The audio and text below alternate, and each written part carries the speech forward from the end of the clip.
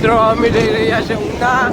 તમે જોઈ શકો છો કેવું જબરદસ્ત, કાંઈ ઘટે જ નહીં એવું વાદળ કાઢ્યું છે. આમ કાંઈ ઘટે નહીં એવું લોકેશન. આમ ઠંડો ઠંડો એવો મસ્ત પવન આવી રહ્યો છે ને કે કાંઈ ઘટે જ નહીં. આપણે ગાડી લઈને રહીએ છીએ ઊના. આપણી ગાડી છે, ટ્રેન ગાડી આગે છે.